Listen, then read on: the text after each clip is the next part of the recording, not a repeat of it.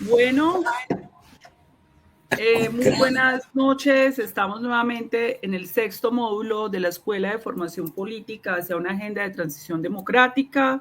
Un saludo a todos los líderes y lideresas que participan y que están conectados desde las distintas redes sociales. Hoy tenemos, como siempre, un módulo supremamente importante. Yo diría que de lo que ha pasado recientemente en este gobierno es la reforma al Estado más importante y profunda que se haya adelantado a través de un acto legislativo que se votó recientemente.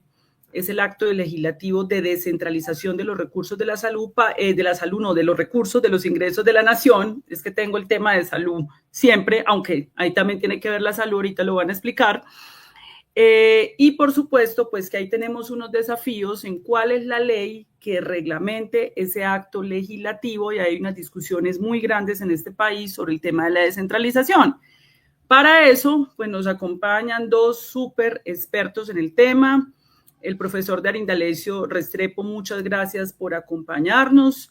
El profesor Humberto Molina, ambos expertos en tema de descentralización y democracia local. Darín D'Alessio dirigió la misión de descentralización que recientemente entregó un informe, un estudio muy importante para nuestro país. Recordemos que el día de mañana, a partir de estas presentaciones, estas disertaciones que van a hacer los profesores, habrá un panel donde tendremos 3 líderes en este país. La doctora Laura Díaz, concejal de Cartagena, que ha tenido una experiencia, esa ciudad muy importante en materia de descentralización a nivel de sus comunas. Estará Guillermo Cardona, representante y presidente del movimiento comunal en Colombia, que es fundamental en esta discusión, y tendremos a Jairo Arango, es alcalde de Pereira, que nos acompañará también contando la experiencia de esta ciudad. Entonces, bienvenidos. Vamos a empezar entonces con Darín D'Alessio, que nos va a hacer una presentación de 45 minutos. Posteriormente entraría Humberto Molina. También agradecemos a Pedro, que nos acompaña acá. Pedro es uno de los grandes expertos en estos temas. Tiene un texto fundamental, que es fundante casi que en el pensamiento y que fue inclusive un texto que inspiró el Estatuto de Bogotá y todas las discusiones que se dieron en Bogotá al respecto. Entonces ahí ya ustedes tienen en el link de la escuela el informe de la misión de descentralización que nos van a presentar. Entonces, bueno, sin más preámbulos, le damos el paso entonces a Darío. Tienes 45 minutos y agradecerte mucho por acompañarnos. Hola, muy buenas noches. ¿Se oye bien? Sí, ya se escucha bien. Ahí ya estás al aire, ya te van a centrar. Saludes a Carolina, a Pedro, a Humberto. Me siento muy honrado con esta invitación. Es una escuela de formación política, entonces hablaré de política todo el tiempo. O sea, de los contenidos políticos, de una cantidad de ajustes institucionales, normativos, de criterios que a veces nos hacen perder en el contenido, digamos, programático, social y estratégico que está en juego. Yo sostengo que estamos ante una segunda ola de descentralización. Que dice segunda es porque hubo una primera. En esa primera ola de descentralización que cuajó en 1986 hasta 1991, se dio la elección popular de alcaldes y la elección popular de gobernadores. Ni alcaldes ni gobernadores eran electos antes. El presidente nombraba gobernadores que nombraban a su vez ellos alcaldes.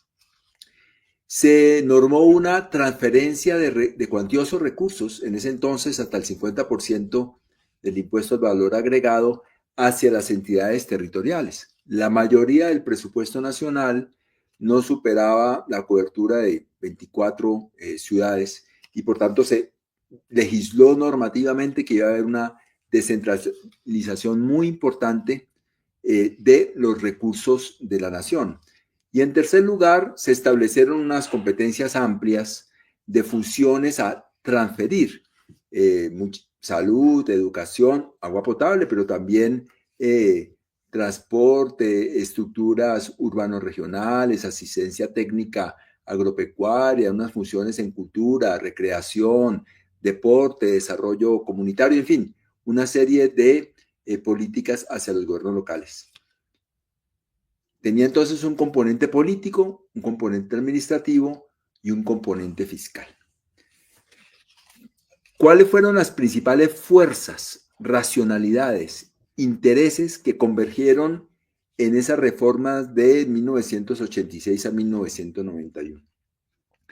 Por una parte, indudablemente, los movimientos cívico-populares de la década del 70 y del 80.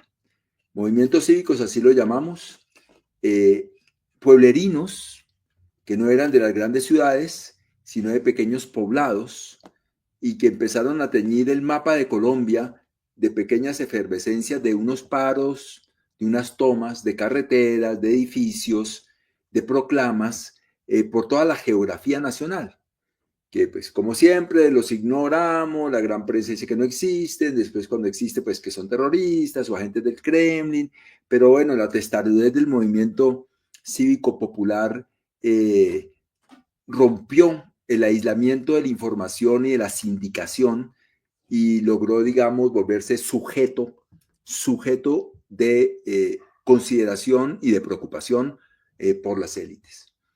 Tres grandes cuestiones, creo yo, animaron esos movimientos cívicos.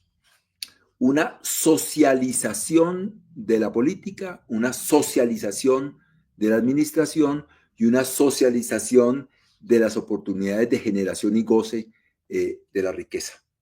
Bueno, una manera de decirlo, espero que la palabra no suene demasiado rebuscada.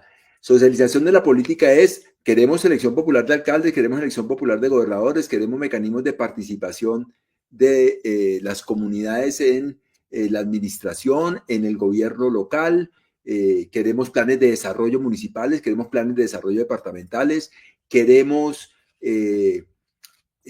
cabildos abiertos, queremos poder decidir sobre los asuntos de interés local. Eso es lo que llamamos socialización del poder a escala territorial. Una socialización, digamos, también de la administración pública a través de una cantidad de mecanismos de participación ciudadana.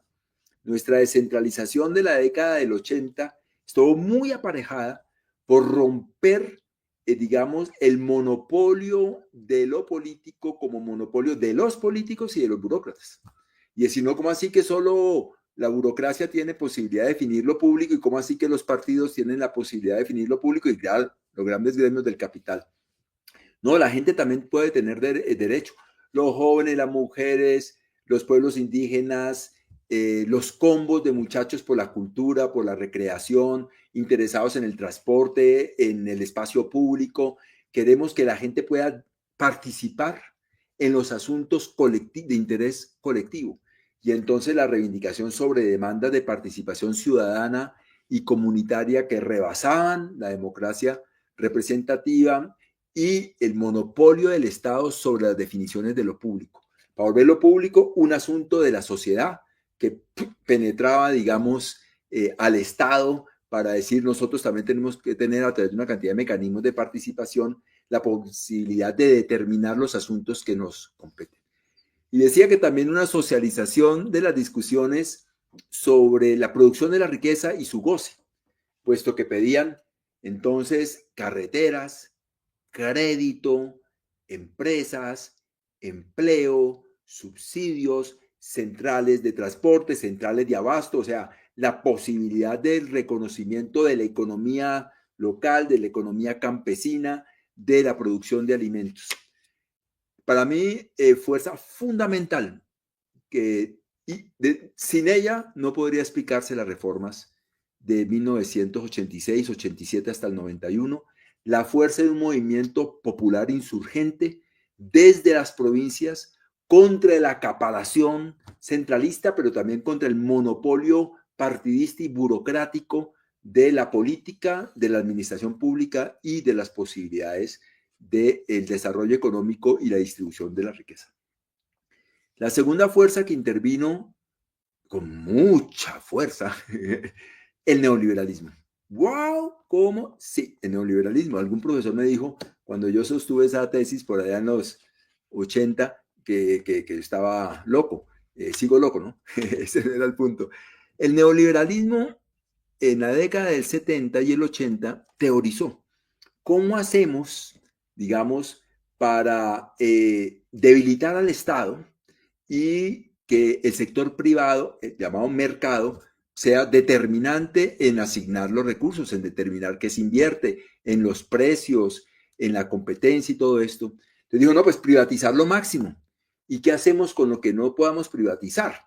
Entonces ahí viene una muy importante teorización, que no fue colombiana, sino que fue internacional, de los pensadores neoliberales, a decir, la descentralización se acerca al diseño de la arquitectura institucional más acorde con el funcionamiento de los mercados.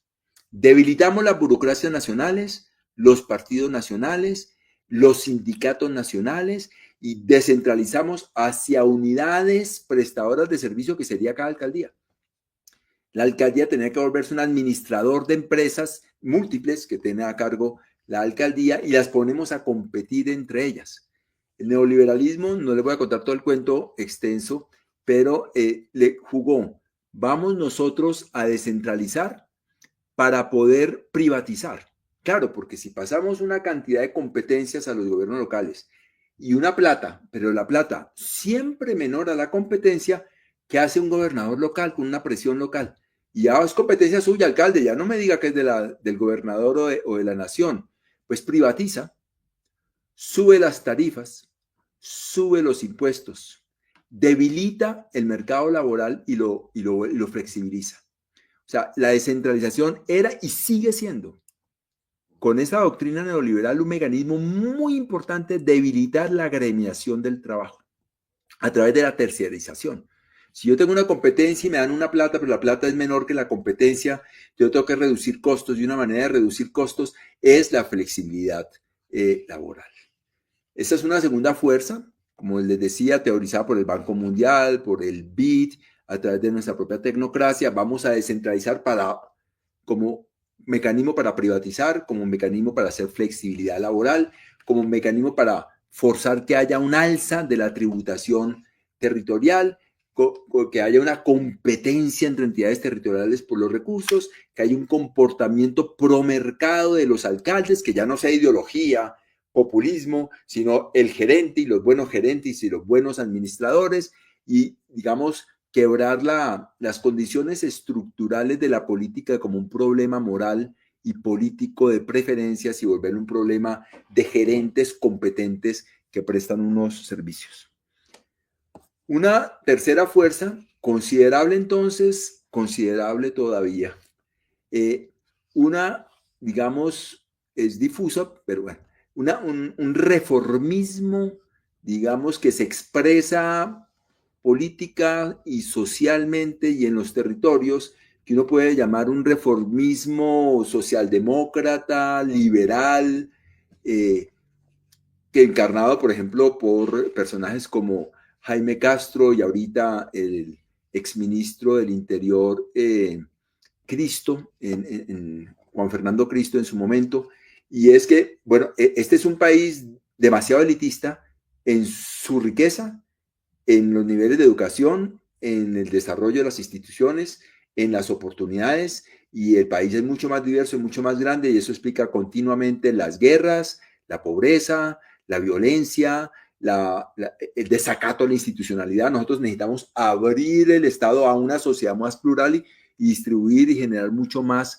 oportunidades. Entonces, hay una corriente reformista de abrir Estado a la sociedad, generar más oportunidades, porque eso daría más paz y más desarrollo de mercados, más estabilidad y mucho más pluralismo constitutivo de la política, del Estado y de la economía, con una doctrina, digamos, que tiene muchísima producción literaria internacional también, de ese reformismo a través de la apertura del Estado a corrientes plurales de clases medias y clases populares.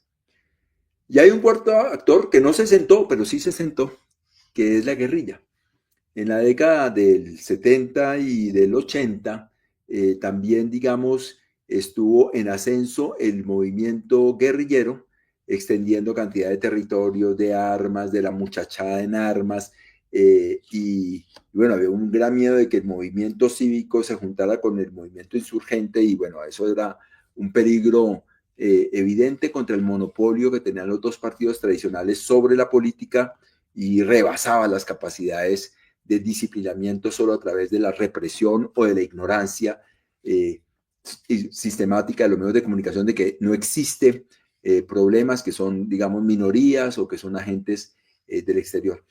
Porque en los diálogos de paz con la FARC y con otros movimientos guerrilleros, pues, a ver, si yo paso de las armas a la vida política, pero el presidente nombra gobernadores que nombran alcaldes y no tienen plata las alcaldías, sino pues solo las grandes, y además no tienen competencias, pues, ¿dónde vamos a meter a los guerrilleros a ofrecerles una vía de inserción en la vida política legal? Entonces, la descentralización apareció también como parte del componente de una negociación política de la arquitectura institucional para la paz.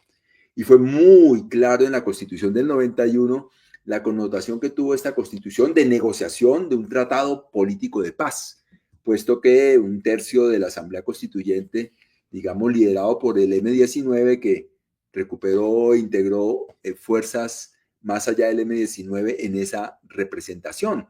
Pero los movimientos insurgentes de la época, que entraron en procesos de diálogo y después pasaron a la vida política, el M-19, parte del ELN, parte del EPL, del Quintín Lame y de la ADO, creo que se llamaba, todos entraron a la vida política local. Quiere decir que la descentralización también fue una oferta de arquitectura institucional para la paz.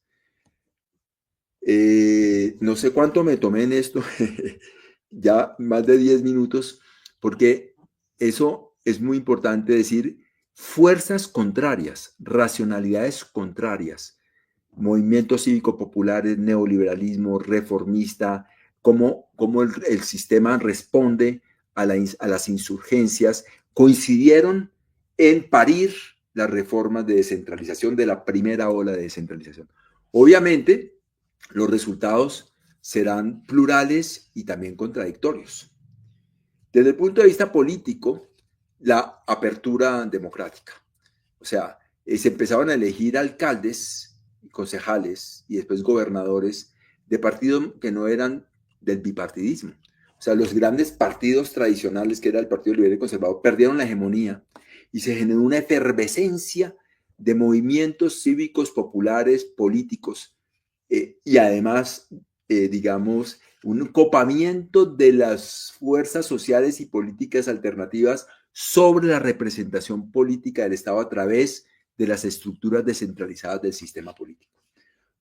Lucho Garzón no hubiera podido ser alcalde, Petro tampoco hubiera podido ser alcalde, y muchísimo más en Barranquilla, en Cúcuta y una cantidad de pueblos, en Cauca, en toda la geografía nacional, una insurgencia de movimientos sociales, políticos, culturales, étnicos, que pudieron acceder, digamos, a través de la elección popular de alcaldes y gobernadores, más los otros mecanismos de participación, a el ejercicio institucional e institucionalizado de la política. Pero a la vez se ha levantado la guerra sucia para cerrar esa apertura democrática. Y como pocas veces se desató la guerra contra los sectores populares que empezaban a entrar dentro de la institucionalidad.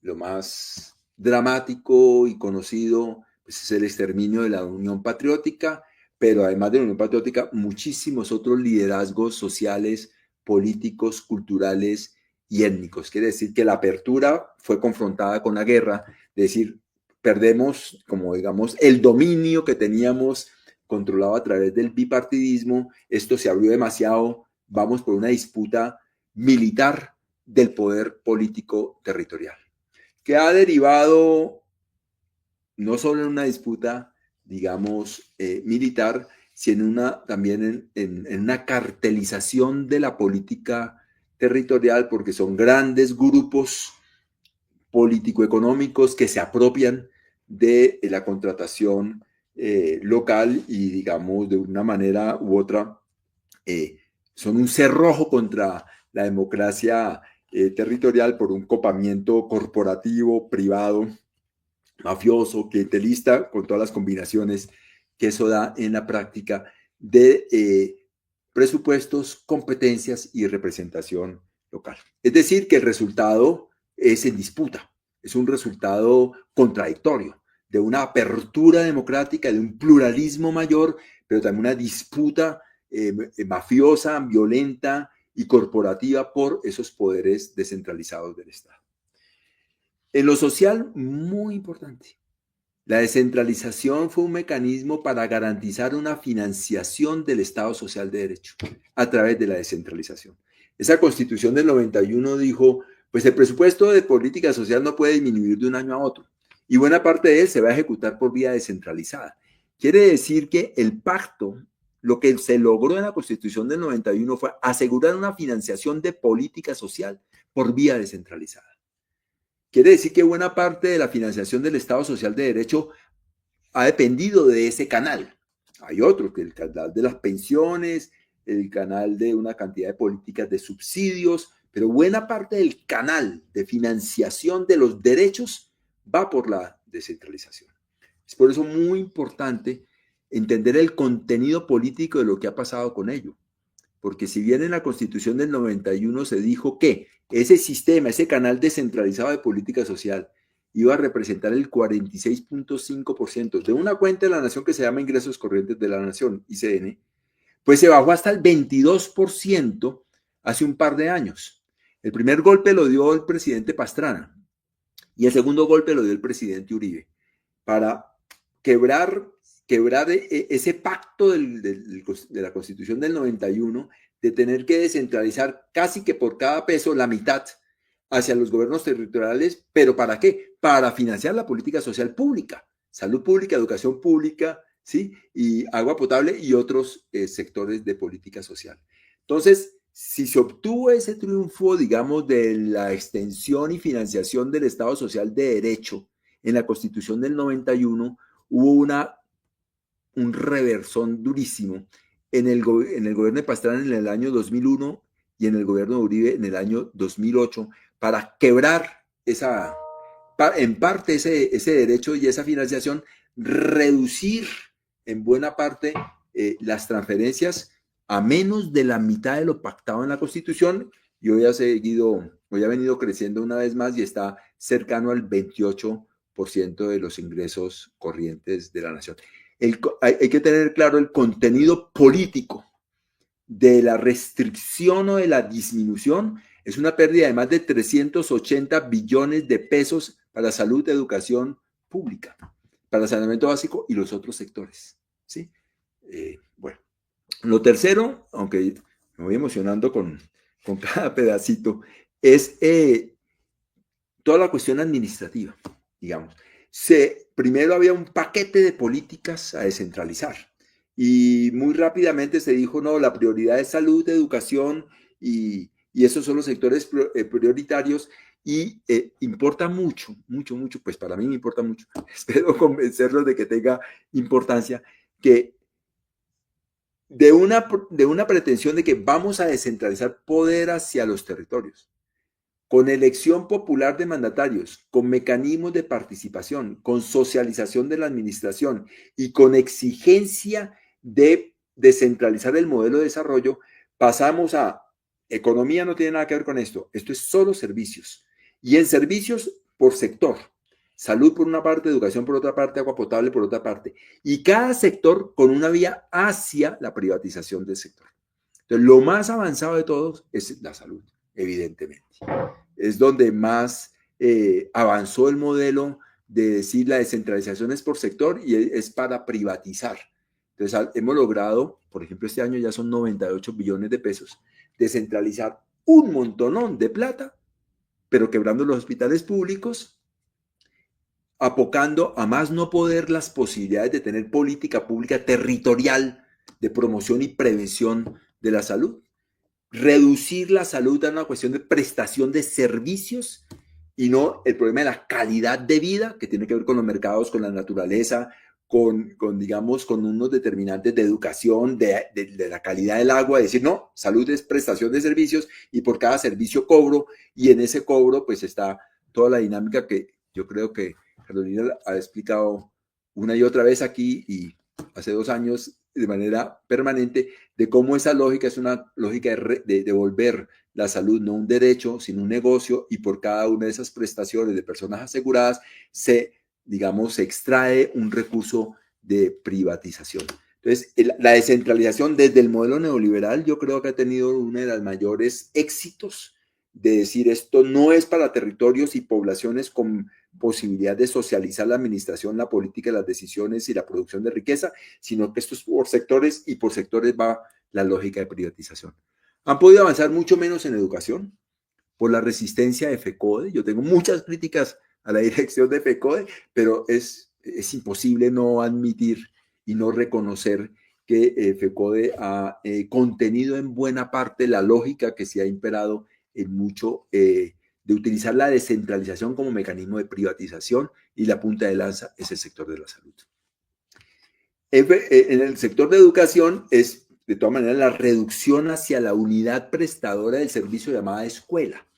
Entonces fue el desmonte de los nodos territoriales, de las discusiones sobre los determinantes de la educación a nivel territorial y de educación para qué, y volverla hacia la unidad productiva, digamos, de estudiantes en este caso.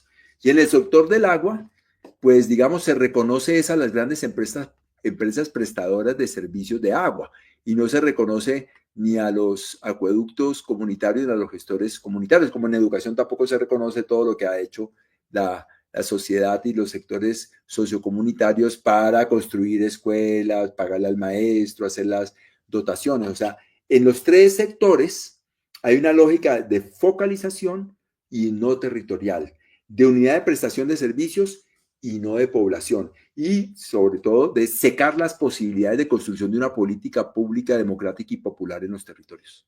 ¿Sí?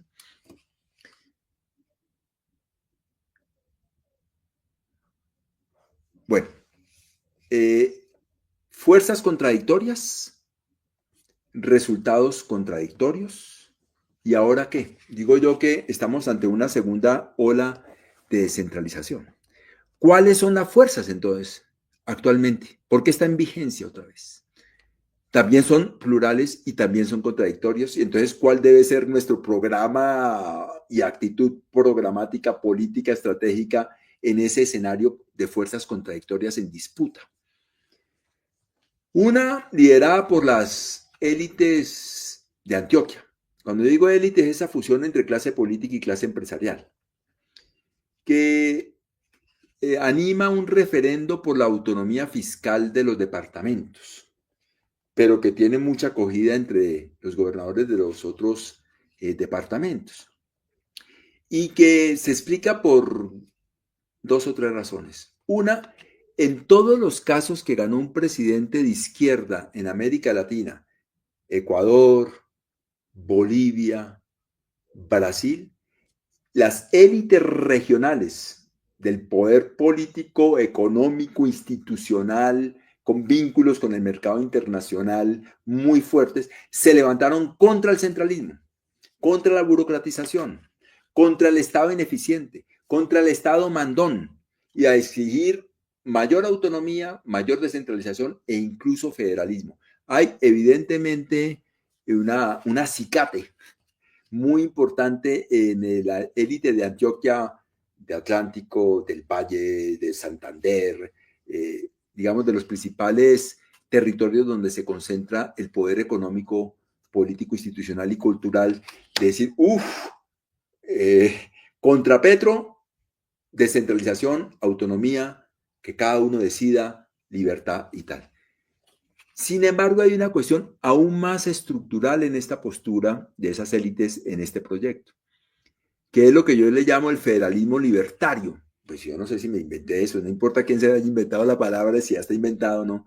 Y es que hay un debate dentro de las corrientes libertarias a nivel internacional en que dice, bueno, ¿y cuál es el Estado que nosotros queremos? No nos gusta el Estado, nos gusta el sector privado debe mandar, el sector privado es el eficiente, el clarividente, el de la libertad y tal. Pero bueno, ¿y qué hacemos con el Estado? Entonces, esto de la opción por el federalismo libertario está en mi ley, está en la derecha española, está en la derecha alemana, italiana y colombiana.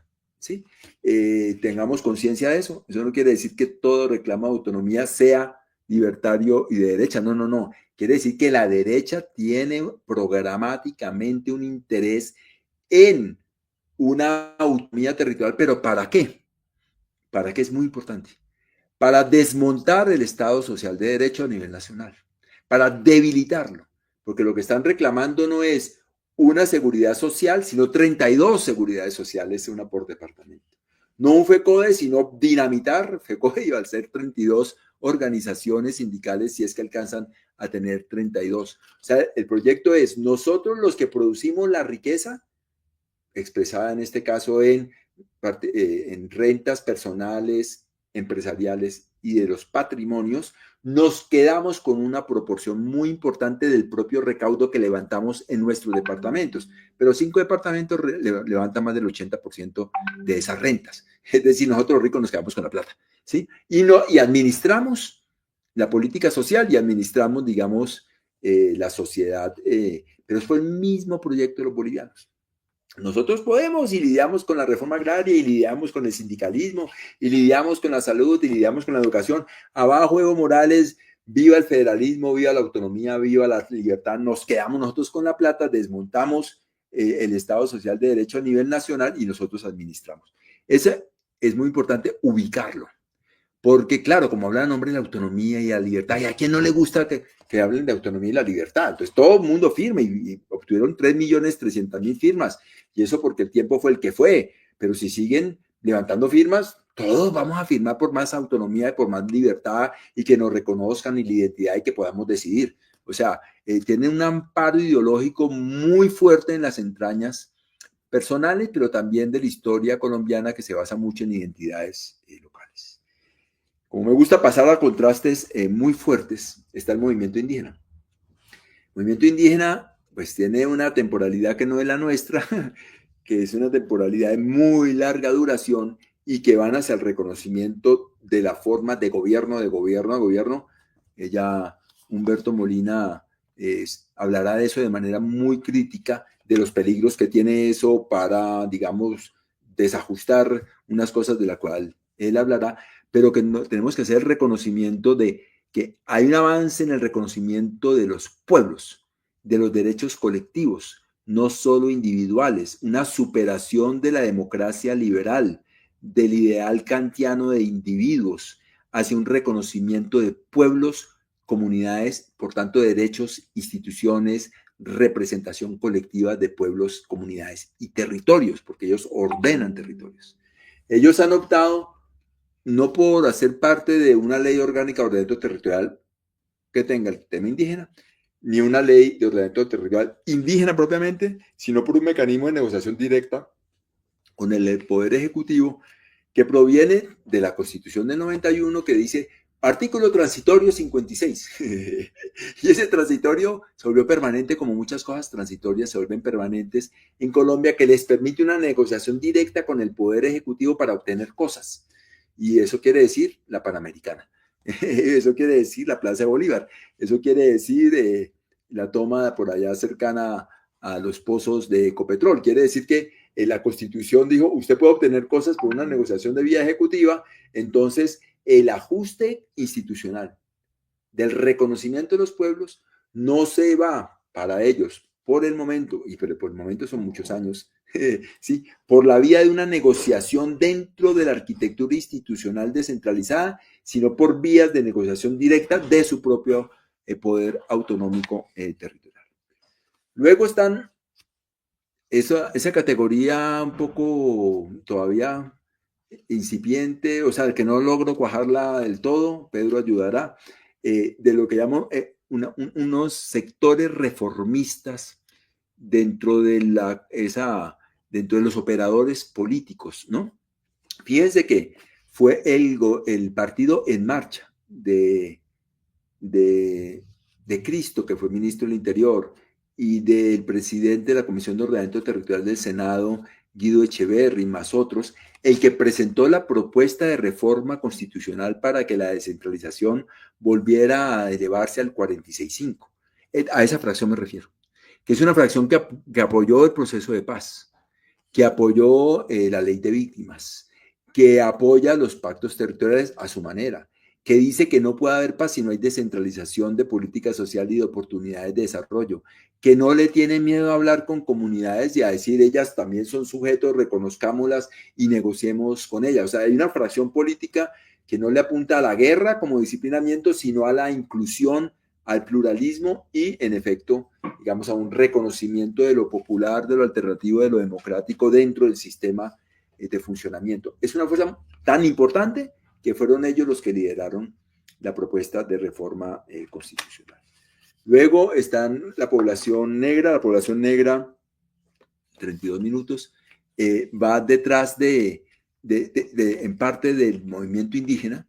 Se activaron muchísimo a través de la misión de descentralización, pero no es porque la misión de descentralización existiera, sino que nosotros servimos de pretexto para una activación, apoyar una activación muy importante, con una cantidad de encuentros regionales, unos encuentros nacionales, como hacen ellos, que ellos no distinguen la cuestión programática de la identidad cultural, de la celebración de la vida y de la fiesta, y o sea, es un movimiento cultural que poco conocemos, poco valorizamos, en el sentido de que la expresión de lo político no es separado de la expresión de lo social, de lo cultural y de lo identitario, y llegaron a plasmar, digamos, un pliego de peticiones, por decirlo en estas maneras, a la misión de descentralización, pero muy complicado desde el punto de vista del derecho, porque ellos piden ser reconocidos como entidad territorial NARP, que le llaman ahora, negros, afros, raizales y palenqueros,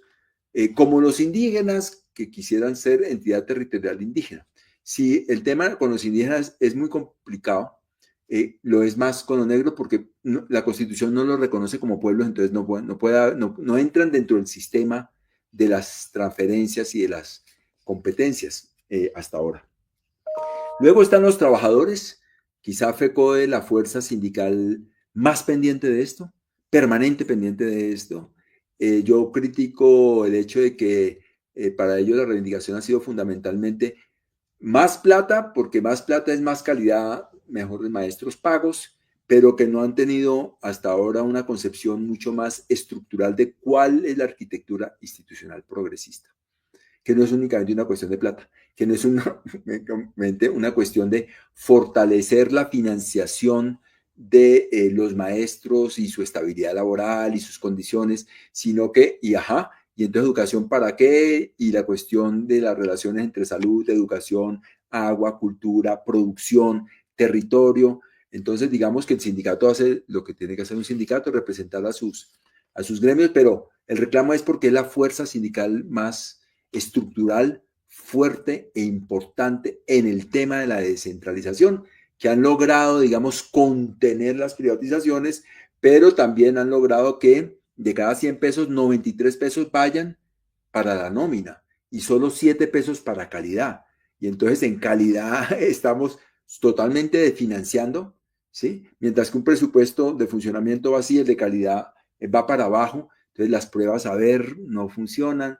El 55% de los colegios públicos no tienen agua potable, tienen 40 años de retraso las infraestructuras, entonces la dotación, o sea, hay unos problemas grandísimos que uno no, pues digamos, ellos han defendido hasta donde han podido el derecho laboral, pero pues digamos, no han logrado, y no lo deben lograr solos, porque no lo pueden lograr solos, tener, digamos, unas reivindicaciones más amplias hasta ahora de la cuestión de la educación dentro de una construcción de poder popular y democrático, de instituciones populares y democráticas que rebasan el tema de la educación. Me va a caer el cielo y las estrellas por estas afirmaciones, pero como yo sé, eso lo he dicho, entonces lo puedo decir aquí con tranquilidad, eso. Luego están muchísimos movimientos cívicos populares en las ciudades.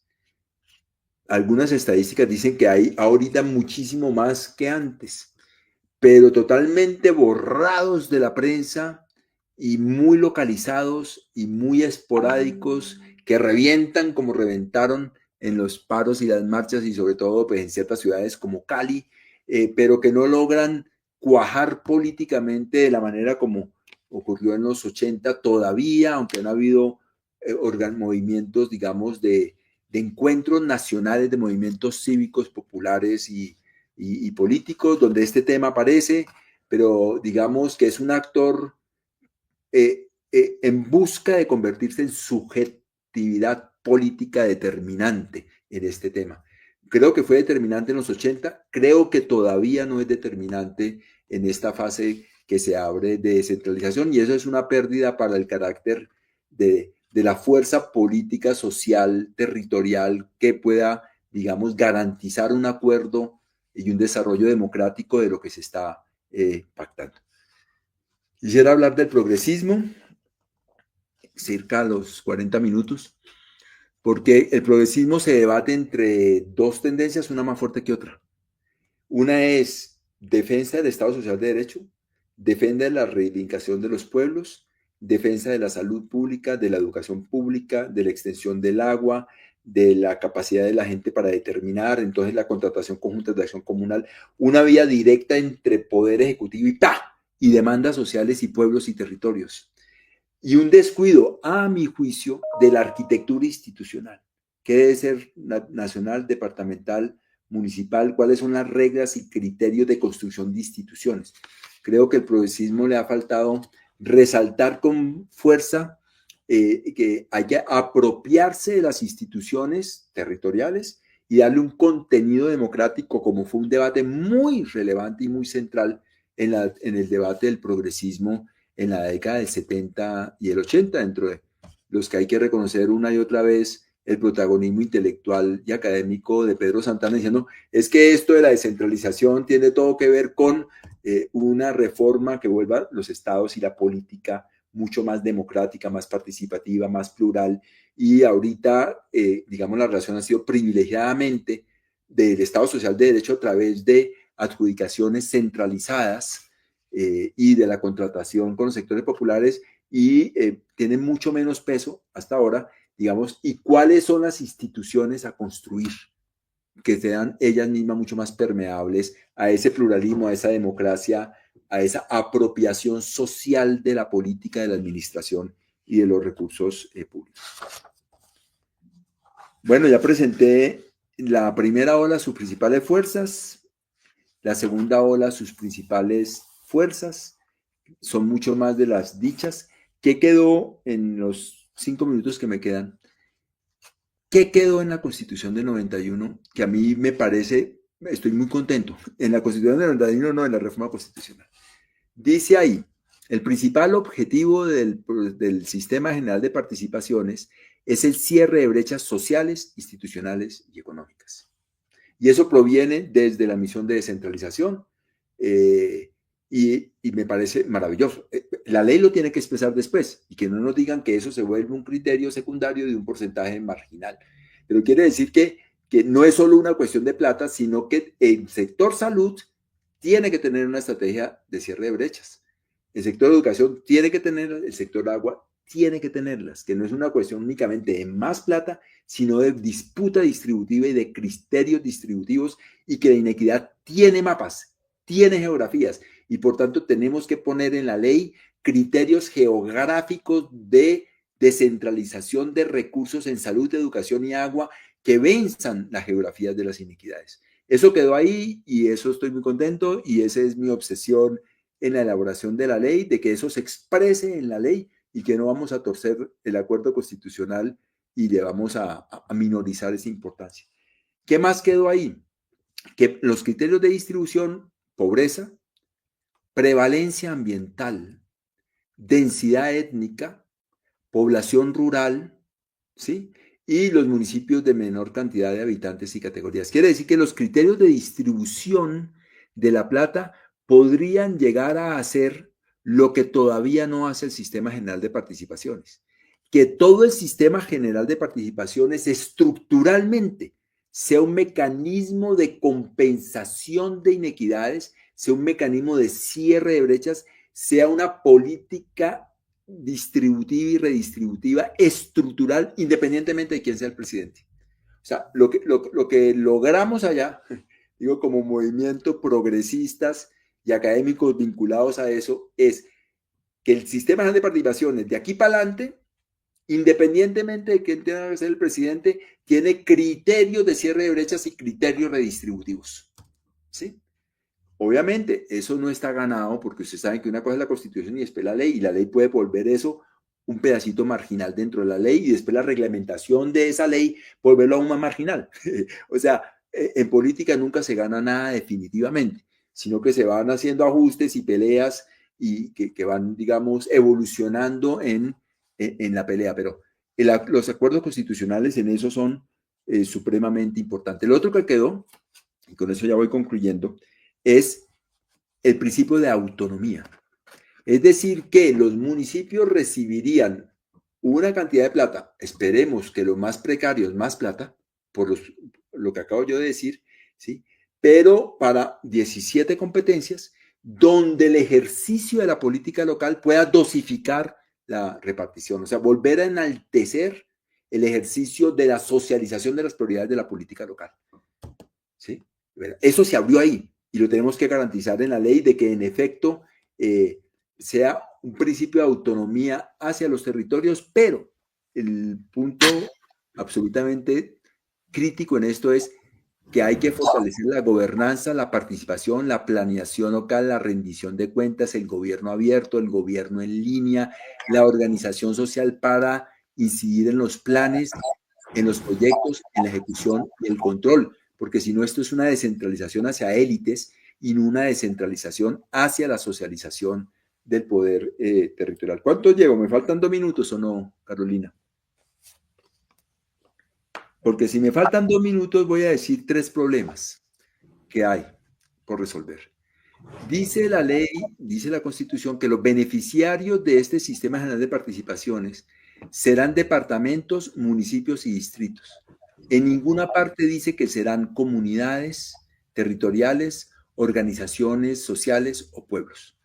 Entonces, ahí hay que buscar la manera, porque la clase política que votó en el Congreso, 124 votos a favor, 2 en contra, buena parte de ellas dijo esta plata es para la clase política departamental y municipal. Y ya verá cada uno qué hacen con los sectores sociales, si los contrata o no los contrata, los llama o no los llama, los vincula o no los vincula. Entonces, eso, ahí hay un punto conflictivo, no ganado, no perdido del todo, muy delicado, de que esto, ¿a quién va a fortalecer?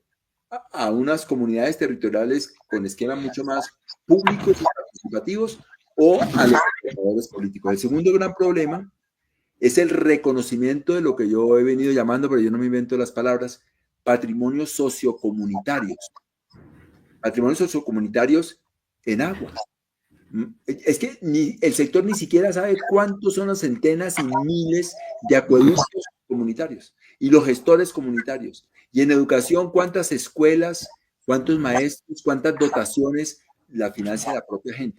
Es la oportunidad del reconocimiento de los patrimonios sociocomunitarios en prestaciones de servicios tan importantes como salud y educación. Carolina nos dirá si eso también se expresa en salud, además de agua y educación, y hacerlos parte del sistema. Porque, por ejemplo, en agua, los subsidios y la plata solo la reciben las grandes empresas que tienen redes de prestación.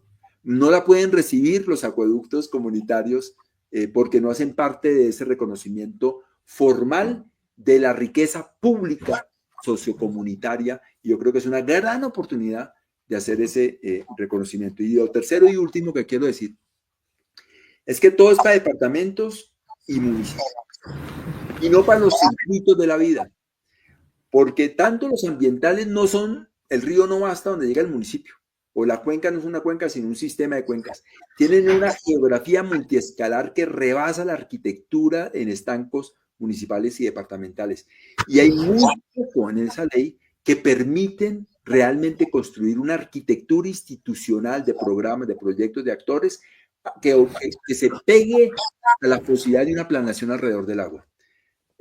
Ya hablará Humberto mucho más de economía. Es que no hay ningún circuito económico real, productivo, que se quede en el nivel municipal, ni la cadena del arroz, ni la del cacao, ni la del café, ni la del maíz, ninguna. Todas son circuitos que tienen otra geografía y no tenemos cómo atender esa geografía real.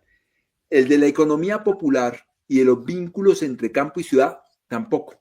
El de los determinantes de la salud, del Ministerio de Salud para mí es la vanguardia en este país. Ha dicho, hay 119 distritos que hacen que nadie pueda estar más lejos de 2 horas de un puesto de atención. Esa debería ser la arquitectura. Pero la arquitectura es municipal o es departamental. Ni las CPS tienen una arquitectura que corresponde a las necesidades de la población, pero tampoco las secretarías municipales. Entonces tenemos un problema muy tenaz, que los circuitos de la vida, llámese medioambientales, de salud, del desarrollo económico o de las migraciones, incluso de la guerra, no están en el mapa de la gente que va a recibir. Departamento y municipio son los que van a recibir la plata y van a recibir la competencia, pero eso no son los circuitos reales de la vida. Ahí tenemos una dificultad muy grande. Vamos a tratar de desarrollar al máximo la vaina de la asociatividad y los incentivos para ello, pero todavía está en disputa. Muchas gracias, creo que me tomé los 45 minutos, me dejaron volarme en 2 minutos.